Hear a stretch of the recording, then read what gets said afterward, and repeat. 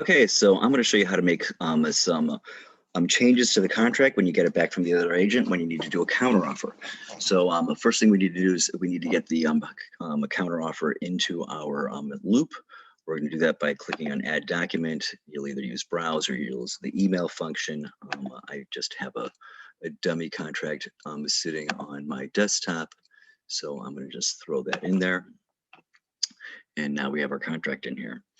Okay, so first we need to do, we're going to open up. First things first, let's say for the file in general, a couple things that you may want to do is like split the document. Let's say there is, you've got the purchase contract with the proof of funds, either in the first page or the last page. And let's pretend that, you know, there's proof of funds here on the last page. So it'll be page 12. So we could come up here and we can say split document. And we can say, okay, the first thing you have to do when you're splitting documents is make sure you have, the most important thing is figure out how many documents you have that you're splitting, whether it's 2, 3, 4, 5, whatever, it doesn't matter. So but for this instance, we're going to do two. Our first section is going to be the contract, and that's going to be page 1 to page 11. And then the 12 to 12 is going to be proof of fund.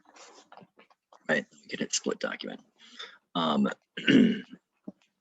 And if we go to the front, let's say we were splitting this up into more than one document, we happen to open this up and we realize that we messed up our pages. Don't fret, you don't have to re-upload anything. What ends up happening is when you alter a document, it will just archive the original. So you can click on Show Archived up here, and then we can scroll down and there's our contract right here, as is residential contract, and this was the PDF that we uploaded. So I could just come over here to Unarchive, and now it's unarchived, and I can drag him back up to the top and work on him from there. And then the ones that I screwed up, I can come over here and archive them. Okay, archive, link, archive. Another thing that you can do is sometimes a contract comes in upside down. So you can rotate the document. You have the option of either rotating, let's say only one page is upside down.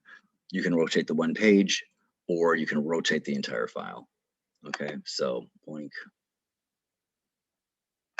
boink, boink, boink. Okay, so you get the picture. Changes in this on contracts in the state of Florida. We cross out what is here, add our change, and we have our client's initial. Okay, so under add is where all the things that we can add. So we're going to add a strike through, and I will drop that on there. If I need to change the size, if I move my cursor till I get that diagonal arrows, then I can move that, alter that. Or in the blue bar here, there's an advanced, and you can change the size that way. A lot of times that's a lot easier, especially depending on your trackpad. Next, we want to add some text. So I'm going to drop my text right over here on top of that, and we'll change this to 500,000. And then my clients have to initial it. So I'm going to come up here. Oh, just by the way, text can be you can modify it all up here. So you've got the size, and you have bold and italic and all that other fun stuff. And again, under the more is the drop. Be aware that, let's say I want to get rid of this, or I want to get rid of the strike through. You highlight it by clicking on it, and there will be a little X in the field somewhere. There's the X right there. So that's how you delete things. You don't hit the delete button. You highlight it, and then you find the little X. Okay. Signatures and initials. The only thing weird about signatures and initials is that they need to be assigned. So when you click on it, it'll ask you to sign it or sign it. So I'm going to assign this to Joe, and then come over here for the other initials and assign this to Jane. Couple things with fields in general. There we go. Assign this to Jan. Okay. You can't overlap fields. just be aware that it will not let you overlap fields, okay? Also, you can resize these things as well. The initials and the signatures can be resized as well, but they do have some minimums, minimum sizes. So it's easier to show you this if I add a signature. So if we add a signature here, drop that down, click more, advanced. So let's say I want to make this like, 200 by, 15, or let's say 10 wide. It won't allow us. 256 by 24 is the minimum. So then we need to change that to 256 by 24 and hit apply. And that's the smallest we can get here. Okay, again, with signatures, we have to assign them.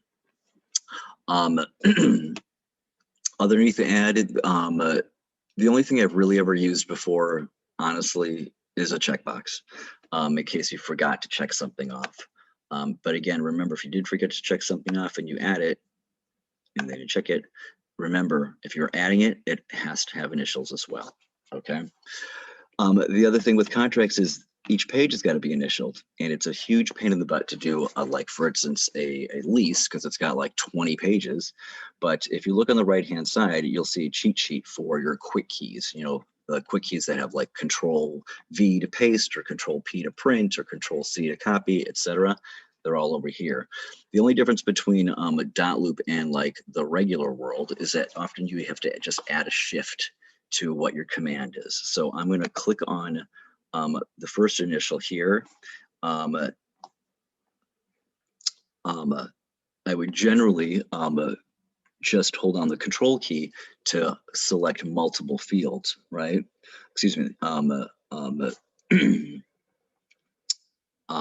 Shift key, and then I will click on that.